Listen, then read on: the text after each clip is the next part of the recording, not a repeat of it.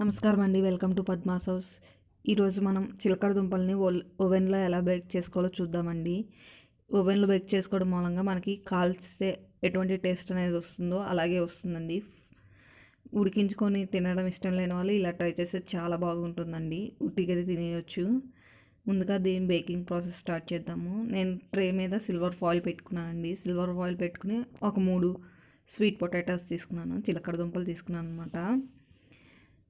వీటిని శుభ్రంగా క్లీన్ చేసి తీసుకున్నానండి. వీటికి మనం ఫోర్క్ తోటి ఈ విధంగా గంటలు పెట్టుకోవాలి.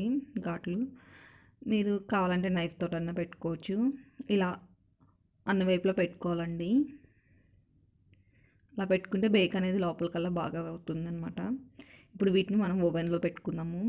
ఓవెన్లో 180 degrees దగ్గర 15 to 20 minutes పాటు బేక్ చేసుకోవాలండి. మీరు చిలకడ దుంపల సైజుని బట్టి బేకింగ్ టైం అనేది ఉంటుంది. నాకు 20 minutes అనేది పట్టిందనమాట బేక్ అవ్వడానికి. 20 minutes అయిన తర్వాత చూసారు కదా, ఇలా నైఫ్ని గుచ్చితే లోపలికల్లా ఎంత ఈజీగా దిగిపోతుందో పట్టుకుంటేనే తెలుస్తుందండి. చాలా సాఫ్ట్గా ఉంటుంది. చూసారు కదా, ఇలా కట్ చేసి చూపిస్తున్నాను చూడండి.